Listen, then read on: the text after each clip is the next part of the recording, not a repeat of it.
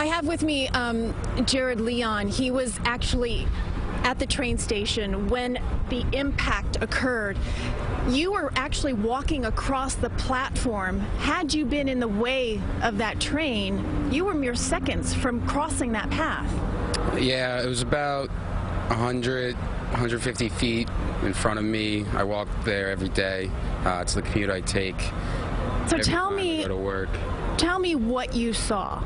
So I usually make a right-hand turn right into the platform where I start walking, but so I turn in and there's the train, like literally it's going too fast coming into the station, and it kind of jumps the platform and goes straight into like the adjacent wall, kind of through like the walkway that I'm supposed to take.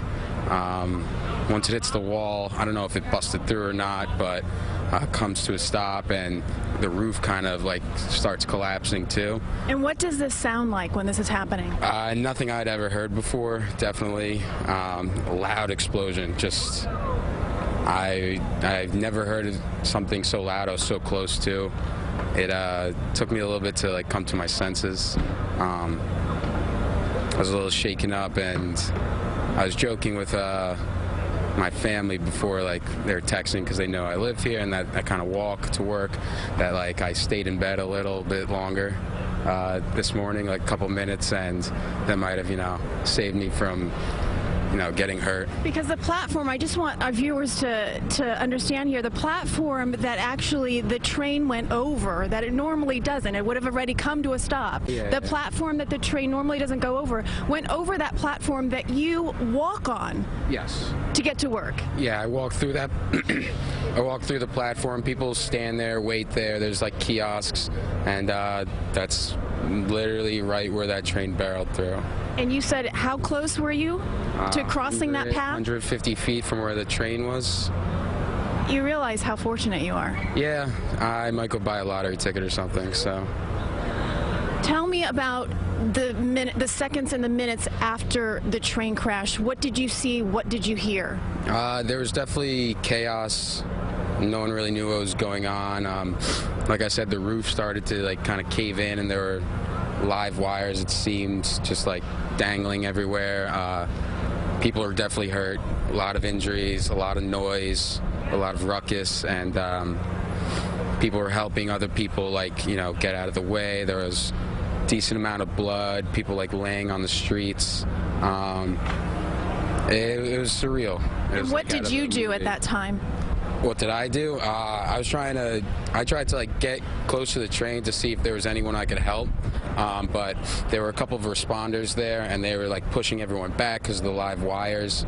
After that, I, kind of started moving around. I took a video just to kind of capture the experience, and it was something I'm definitely not going to forget. Has it not quite sunk in yet? Are you still somewhat in shock? I had a lot of adrenaline rushing for sure.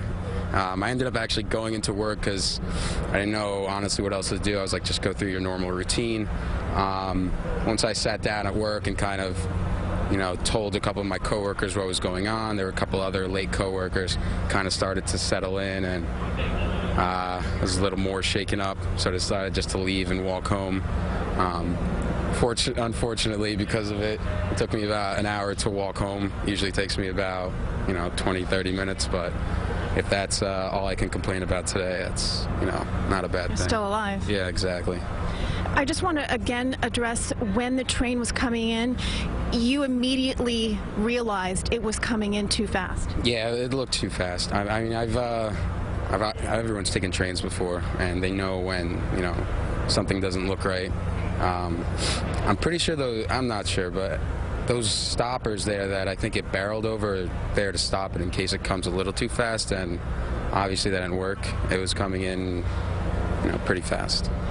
You said that you were hearing people screaming, lots of noise. Anything in particular that stands out during that time? Anything anybody said? Anything anyone was doing? There definitely, I saw one person kind of hovering over, consoling someone who was looked very badly injured. There's blood coming out of her head, and all her legs were like bruised up, and like consoling her, and she was, you know, still cognizant of where she was and everything. So just kind of seeing that and knowing that in you know, times of crisis that someone was actually able to come to their senses and really help someone else out, that, you know, that's definitely something I'll remember. And then the response here, by all accounts, was very quick. And that's what you saw as well? Immediate, yeah, very quick, definitely. I'm sure that there were police officers, first responders, and there were about 3 or 4 fire trucks, like, immediately on the scene. It was definitely an incredible experience to kind of take in as, you know, as I was trying to gather my thoughts and everything. We're standing alongside the train tracks that lead to the train station. Yeah. It's very quiet. It is very unusual. I mean, normally there's trains coming in and out of here all day. Right? Yeah, I mean, there's multiple lines that run through these. There's probably, like I said, 6 or 7 tracks that they function on, probably even more. I'm not sure if the path is working now either, but it's kind of odd just to see, as I was walking along here, the road was closed. It was odd to see kind of no hustle and bustle, nothing going on, not really too much noise. Hoboken's not really the noisiest of places, but definitely down here, it's a little more noise than nothing right now. Tomorrow morning when you wake up, are you going to have a different view, a different sort of aspect on life? It's something I'll have to tell you tomorrow morning, I guess. Hopefully, I think everyone would want to, you know, kind of look back and reflect on this moment and how you can learn from it and gain any experience and go forward with it. But until that time comes, I don't know how I'll react to it. Did you call your mom and dad? Yeah. They were, I called them, texted them. A couple people sent me texts. My friend's in Berlin right now, and he had sent me a text saying it's all over the Berlin news, which is wild. So it's good to see everyone like a little concerned, and I'm sure I alleviated some fears with everyone else too.